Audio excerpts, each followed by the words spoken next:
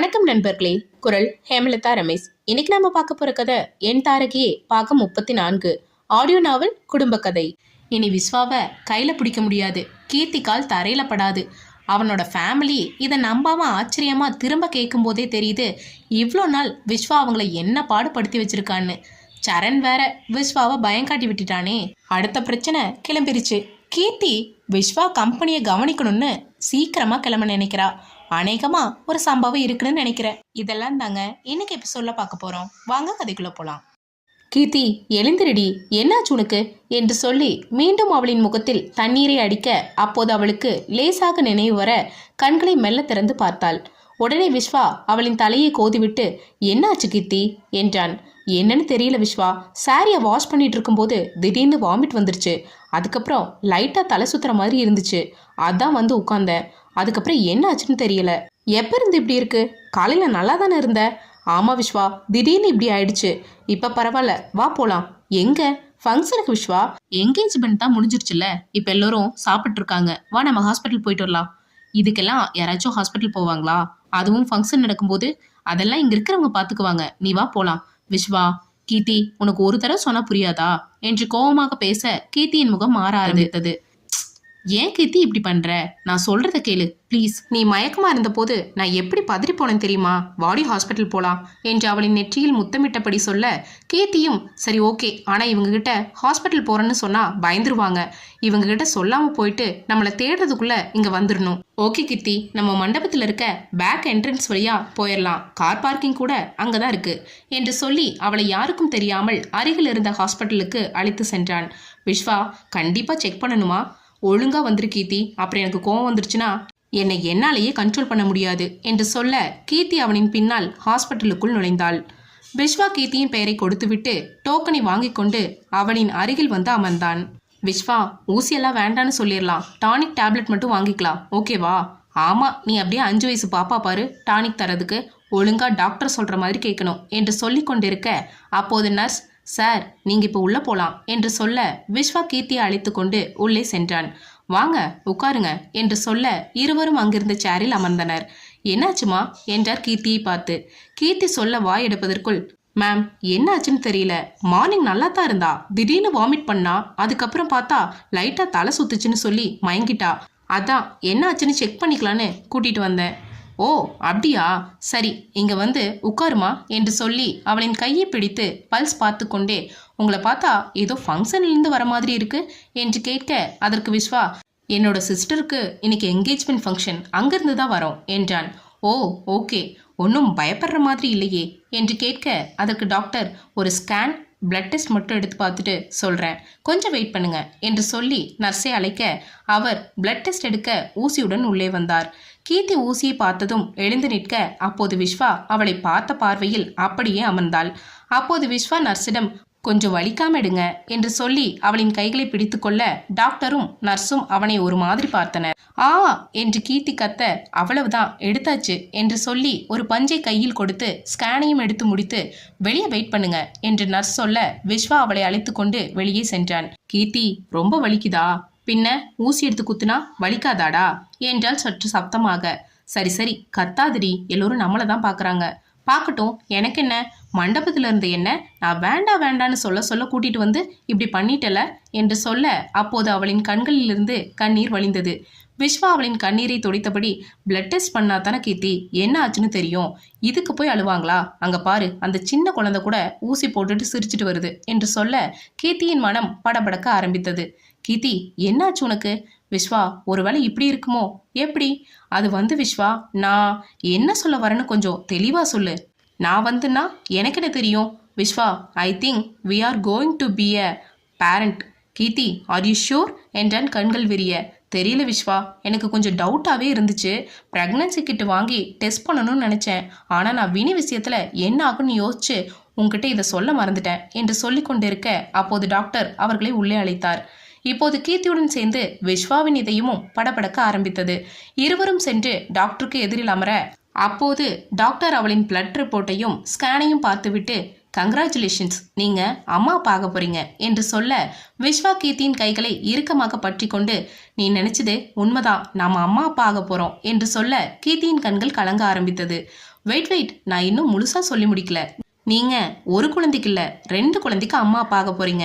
இப்போ உங்க குழந்தைகளுக்கு வயசு 55 நாள் என்றதும் விஸ்வாவின் மகிழ்ச்சிக்கு அளவே இல்லை. தேங்க்யூ சோ மச் டாக்டர் என்றான் விஸ்வா. இனிமேல் இவங்களை கவனமா பாத்துக்கணும். உங்களை பார்க்கும்போதே தெரியுது நீங்க இவங்கள எவ்வளோ கேர் பண்ணுவீங்கன்னு. இருந்தாலும் சொல்ல வேண்டியது என்னோட கடமை. ரெகுலரா செக்கப்புக்கு வாங்க. எப்பவும் மனசை சந்தோஷமா வச்சுக்கோங்க.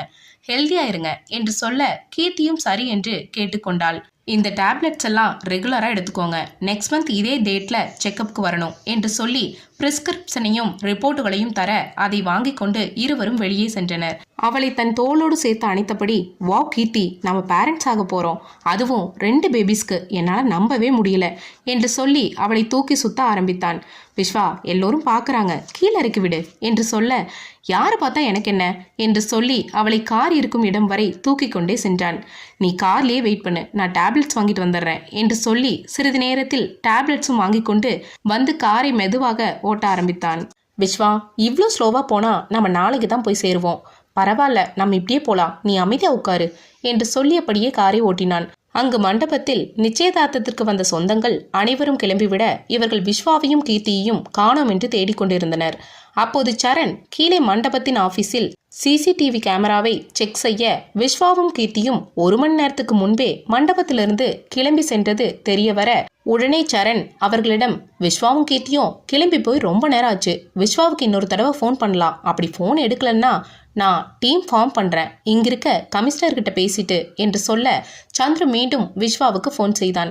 அப்போது ஃபோன் அடிக்கும் சப்தம் கேட்டு கீர்த்தி ஃபோனை எடுத்து பார்க்க அதில் ஸ்கிரீனில் சந்துருவின் பெயர் பார்த்ததும், விஸ்வா, சந்துரு அண்ணா தான் ஃபோன் பண்ணுறாரு, நம்மளை தேட ஆரம்பிச்சிட்டாங்க போல. கீர்த்தி, ஃபோன் கட் ஆகிறதுக்குள்ள எடுத்து பேசு என்று சொல்ல கீர்த்தி ஃபோனை எடுத்து ஹலோ என்றதும், ஹலோ கீர்த்தி, எங்கே இருக்கீங்க 2 பேரும்? ஃபோன் பண்ணா ஃபோனை எடுக்க மாட்டீங்களா என்று கேள்விகளை அடுக்கிக் கொண்டே போக, அண்ணா, நாங்கள் ஹாஸ்பிட்டல் போயிட்டு ஸ்கேன் பண்ணி என்று ஆரம்பிக்க அதற்குள் அவளிடமிருந்து ஃபோனை பிடிங்கினான் விஸ்வா. ஹலோ சந்துரு, ரிலேட்டிவ்ஸ் எல்லாம் கிளம்பிட்டாங்களா? அவங்கெல்லாம் கிளம்பிட்டாங்க, நீங்கள் எதுக்கு ஹாஸ்பிட்டல் போனீங்க என்று கேட்க, அதெல்லாம் நேரில் சொல்கிறேன், நீங்கள் எல்லோரும் கிளம்பி வீட்டுக்கு வந்துடுங்க என்று சொல்லி ஃபோனை கட் செய்ய அனைவரும் பதறியபடியே மண்டபத்திலிருந்து வீட்டுக்கு வந்தனர். யாருக்கு என்ன ஆச்சுன்னு தெரியலையே என்று மங்கை புலம்ப ஆரம்பிக்க, அப்போது சந்துரு, அம்மா நல்லா தான் பேசினாங்க என்று சொல்லி அவரை சமாதானம் செய்ய சரணின் நிலையும் அதுவாகவே இருந்தது. எத்தனையோ கேசுக்களை தினம் தினம் சாமர்த்தியமாக எதிர்கொண்டாலும் கீர்த்தியின் விஷயம் என்று வரும்போது அவனின் மொத்த தைரியமும் பலமிழந்துதான் விடுகிறது. வாணியும் ராஜியும் கடவுளிடம் வேண்டிக் கொண்டிருக்க மற்றவர்கள் வீட்டுக்கும் வாசலுக்கும் நடந்து கொண்டே இருந்தனர். வினி ஆதவிடம், நம்ம என்கேஜ்மெண்ட் அப்ப இப்படி ஆகிருச்சே என்று வருத்தப்பட, அதற்கு ஆதவ், அவங்க வந்து என்ன ஆச்சுன்னு சொல்லாமலேயே நீயும் ஏதோ பிரச்சனைன்னு நினைக்காத என்று சொல்லி அவளை ஆறுதல் படுத்தினான். எப்போதும் வேகமாக உரும்பிக் கொண்டே வந்து நிற்கும் விஸ்வாவின் கார் இன்று சப்தமே இல்லாமல் வந்து நிற்க, விஸ்வா முதலில் காரிலிருந்து இறங்கி கீர்த்தியை தூக்கி கொண்டே உள்ளே வர அனைவரும் கீர்த்திக்குத்தான் ஏதோ ஆகிவிட்டது என்று பயந்தனர். விஸ்வா, இறக்கி விடு, எல்லோரும் நம்மளையே பார்க்குறாங்க, ப்ளீஸ் விஷ் என்று சொல்லி கெஞ்ச அவளை மெதுவாக கீழே இறக்கிவிட்டான். கீர்த்தியை பார்த்ததும் சரண் அவளை தன்னோடு சேர்த்து அணைத்து கொண்டு, என்ன ஆச்சுடா, அடி ஏதாச்சும் பட்டுருச்சா என்று சொல்லி அவளின் கால்களை தொட்டு பார்க்க, எனக்கு அடியெல்லாம் படல சரண் என்றாள் கீர்த்தி. அப்புறம் எதுக்குமா ஹாஸ்பிட்டல் போனீங்க என்று கேட்க, அப்போது விஸ்வா, கொஞ்சம் பொறுங்க மச்சான் சொல்கிறேன் என்று சொல்லி பேக்கில் எதையோ தேட ஆரம்பித்தான். அப்போது, டே விஸ்வா, என்ன ஆச்சுடா என்று ராஜசேகரும் முத்துக்குமாரும் மாறி மாறி கேட்க மங்கையும் துரைசாமியும் கூட அதே கேள்வியை முன்வைத்தனர். அப்போது விஸ்வா பேக்கில் இருந்த ஸ்வீட் பாக்ஸை எடுத்து நீட்டினான். முதல்ல ஸ்வீட் சாப்பிடுங்க, அப்புறமா சொல்கிறேன் என்றதும் முதல் ஆளாக சந்துரு ஒரு ஸ்வீட்டை எடுத்து முழுவதுமாக வாயில் போட்டுவிட்டு, இப்போ சொல்லுடா என்னாச்சு என்றான். இருடா எல்லோரும் எடுக்கட்டும் என்று சொல்ல அனைவரும் ஸ்வீட்டை எடுத்துக்கொண்டனர். இதோ ஸ்வீட் சாப்பிட்டாச்சு, இப்போ வச்சு சொல்லுங்க என்னாச்சுன்னு என்று அனைவரும் ஒரு சேர கேட்க, விஸ்வா கீர்த்தியின் முகத்தை பார்த்து, சொல்லிடலாமா என்று கேட்க அவளும் சம்மதமாய் தலையசைக்க, பிருந்தாவின் உள்மனது எதையோ அவளுக்கு உணர்த்த, கீர்த்தி நீ என்று சொல்லி அவளின் முகத்தை பார்த்தே கண்டுபிடித்து விட்டு அவளை கட்டி அணைத்து கொண்டாள். மற்றவர்கள் அனைவரும் என்னவென்று புரியாமல் இருக்க அவர்களை மேலும் காத்திருக்க வைக்காமல், கீர்த்தி அம்மாக போறா என்று சொல்ல மங்கை துரைசாமி, சரண், வினி, ஆதவ், தங்கம் என அனைவரும் அவளை சூழ்ந்து கொள்ள, முத்துக்குமார், ராஜசேகர், வாணி, ராஜி, சந்துரு, சிவன்யா என 4வரும் தங்களின் காதில் கேட்டது உண்மையா இல்லை பிரம்மையா என்று நினைத்து என்னடா சொன்ன, மறுபடியும் சொல்லு என்று ராஜசேகர் கேட்க, அதற்கு விஸ்வா, நீங்க தாத்தா பாட்டியாக போறீங்க, அதுவும் 2 குழந்தைகளுக்கு என்று சொல்ல, சந்துரு அங்கிருந்த சோஃபாவில் அதிர்ச்சி தாங்காமல் தொப்பென்று கீழே விழ சிவன்யா அவனை தூக்கி நிறுத்தினாள். டேய், என்னடா சொல்ற, 2 குழந்தையா? கங்க்ராட்ஸ் மச்சி என்று சொல்லி விஸ்வாவை ஓடிச் சென்று கட்டிப்பிடிக்க, ராஜியும் வாணியும் நம்ம வேண்டுதல் வீண் போகல என்று நினைத்து கொண்டு கீர்த்திக்கு ஸ்வீட்டை ஊட்டினர். அப்போது சரண் மட்டும் அங்கிருந்து தனியே சென்று நிற்க, அதை பார்த்த பிருந்தா, என்னாச்சு சரண், எதுக்கு நீ மட்டும் இங்க தனியா வந்து நிக்கிற? எனக்கு பயமா இருக்குடி. எதுக்கு பயம் சரண்? இல்லடி, கீர்த்தி ஒரு இன்ஜெக்ஷன் பண்ணாவே ரொம்ப பயப்படுவா, இதுல எப்படிடி, அதுவும் 2 குழந்தைகளை? சரண், அதெல்லாம் ஒன்றும் ஆகாது. நான் கன்சீவாக இருக்கும்போது கூட நீ இப்படி தான் பயந்த. ஆனால் கயல் அழகா நம்ம கைக்கு வரலையா, அதே மாதிரி தான் கீர்த்தியும் அழகா குழந்தைய நம்ம கையில் தருவா. அங்கே பாரு, எல்லோரும் எவ்வளோ சந்தோஷமா இருக்காங்க, வா உள்ள போலாம் என்று சொல்லி அழைத்து கொண்டு செல்ல, போன் பேச வெளியே வந்த விஸ்வா இவர்கள் பேசியதை கேட்டு அப்படியே நின்றான். சிறிது நேரத்தில் கீர்த்தியின் வீட்டினர் அனைவரும் அடிக்கடி வந்து பார்ப்பதாக சொல்லிவிட்டு கிளம்ப, ராஜியும் வாணியும் கீர்த்தி மாடிப்படி ஏற வேண்டாம் என்று நினைத்து அவர்களின் அறையை கீழே மாற்றி கொடுத்தனர்.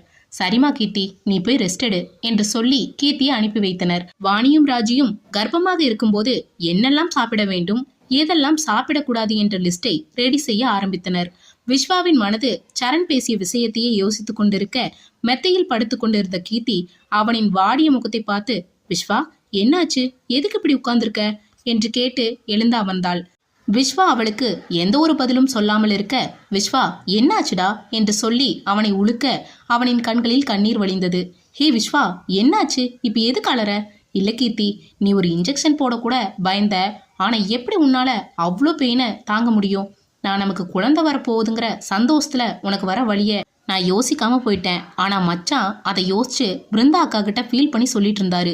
நான் ரொம்ப செல்ஃபிஷா யோசிச்சிருக்கேன்ல என்று சொல்ல, கீர்த்தி விஸ்வாவின் கையை பிடித்து கொண்டு, ஏய் லூசு, அப்படியெல்லாம் இல்லை, குழந்தைங்கிறது எவ்வளோ பெரிய விஷயம் தெரியுமா?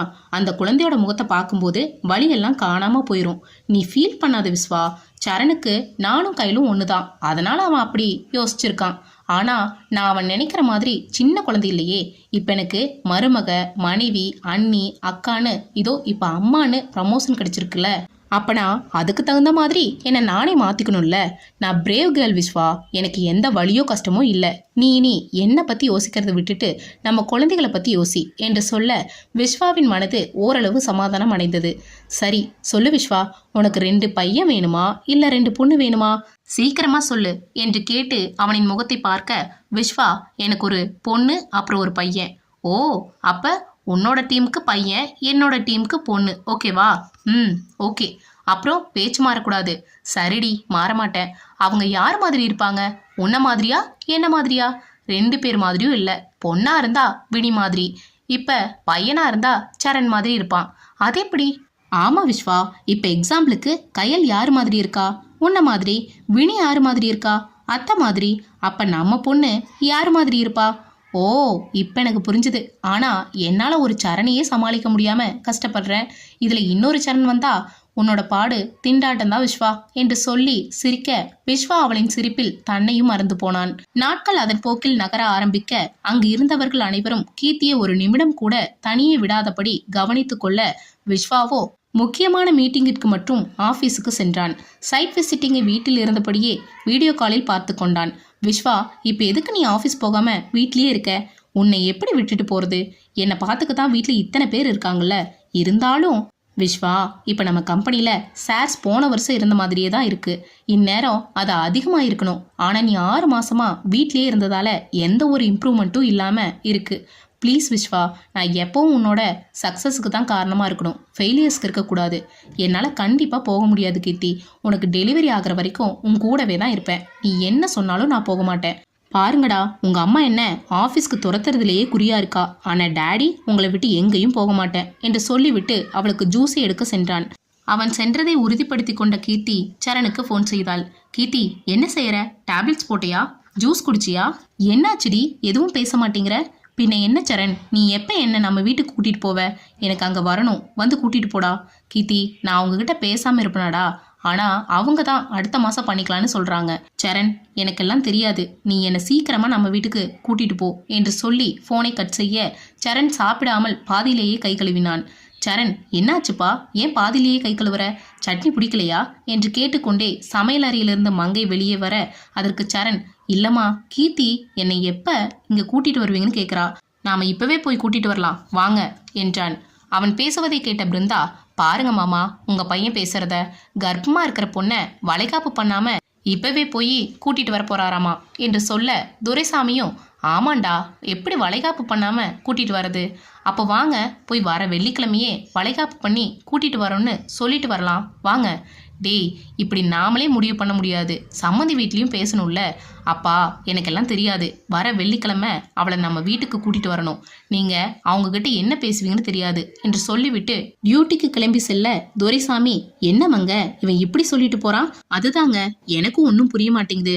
நாம் ஏற்கனவே அவங்கக்கிட்ட பேசும்போது வளைகாப்பு அப்புறமா பண்ணிக்கலாம், இப்போ தானே 6வது மாதம் ஆகுதுன்னு சொன்னாங்க. இப்போ மறுபடியும் கேட்டால் அவங்க என்ன நினைப்பாங்க? இப்போ நாம கேட்கலன்னா கண்டிப்பா டியூட்டி முடிச்சு வந்து கிளம்பி நேரா போயிடுவாரு என்று பிருந்தா சொல்ல அதற்கு துரைசாமி, ஆமாமா, நீ சொல்றதும் சரிதான், பேசாம நாமளே அவங்ககிட்ட பக்குவமா பேசி வெள்ளிக்கிழமை வளைகாப்பு வைக்க சம்மதம் வாங்கலாம் என்று சொல்லி ராஜசேகருக்கு ஃபோன் செய்தார். ஹலோ, சொல்லுங்க சம்மந்தி, எப்படி இருக்கீங்க, நல்லா இருக்கீங்களா என்று பேச ஆரம்பித்ததும் சமையலறையிலிருந்து வாணியும் ராஜியும் வெளியே வந்தனர். தங்கோ, யார் ஃபோன்ல? கீர்த்தியோட அப்பான்னு நினைக்கிறேன், நீ சம்மந்தின்னு பேசுறாரு என்று சொல்ல ராஜசேகரும் ஆமாம் என்பது போல தலையசித்தார். நாங்க எல்லோரும் நல்லா இருக்கோம், நீங்க எப்படி இருக்கீங்க?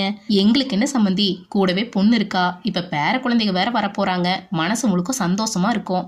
சம்மந்தி, நாங்க திரும்ப திரும்ப கேட்குறோன்னு தப்பா எடுத்துக்காதீங்க.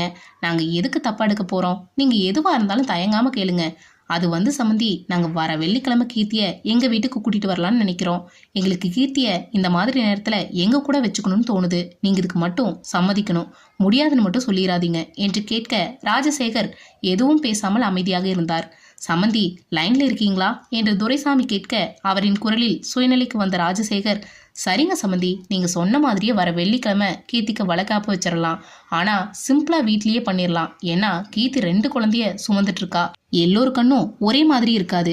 அதுக்கப்புறம் வேற ஃபங்க்ஷன் வராமையா போயிட போகுது, அதெல்லாம் கிராண்டாக பண்ணிடலாம் என்று சொல்ல துரைசாமி, நீங்கள் சரின்னு சொன்னதே எங்களுக்கு போதும் என்று தன் மனதில் நினைத்து கொண்டு, சரிங்க சம்மந்தி, நீங்கள் சொன்ன மாதிரியே பண்ணிடலாம் என்று சொல்லி ஃபோனை கட் செய்ய மங்கை தன் முகம் முழுக்க சந்தோஷத்தில், போ பிருந்தா, நீ சரணுக்கு ஃபோன் பண்ணி வெள்ளிக்கிழமை வளைகாப்பு வச்சுக்க சரின்னு சொல்லிட்டாங்கன்னு சொல்லு என்று சொல்ல பிருந்தா சரணுக்கு ஃபோன் செய்ய சென்றாள். அங்கு வாணியும் ராஜியும், என்னங்க நீங்க பாட்டுக்கு கீர்த்தி அனுப்ப சரின்னு சொல்லிட்டீங்க என்றனர் ஒருமித்த குரலில். என்ன இப்படி கேட்குறீங்க? இது வழக்கம் தானே வளைகாப்பு பண்ணி கூட்டிட்டு போறது. ஆமாங்க, ஆனாலும் இன்னும் கொஞ்ச நாள் அவ இங்கேயே இருக்கட்டுமே. உங்க 2 பேருக்கும் வினி இங்கேயே இருக்கிறதால அந்த கஷ்டம் தெரியல.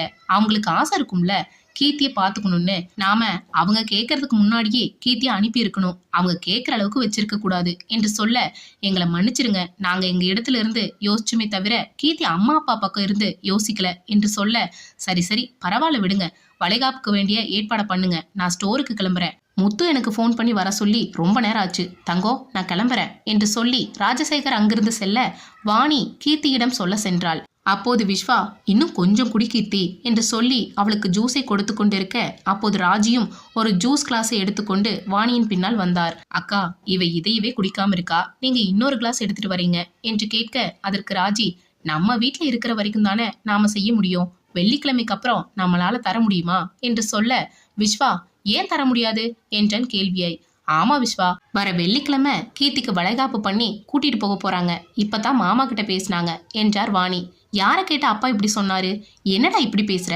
வளைகாப்பு பண்ணாம என்ன செய்யறது? வளைகாப்பு செஞ்சு வளையல் போட்டு அந்த சத்தம் உள்ள இருக்க குழந்தைகளுக்கு கேட்கணும் என்று சொல்ல, அதெல்லாம் சரிதான், ஆனா அங்கே இவ போக வேண்டாம், இங்கே இருக்கட்டும் என்று சொல்லிவிட்டு சட்டென்று எழுந்து தன் காரை எடுத்துக்கொண்டு கிளம்பினான்.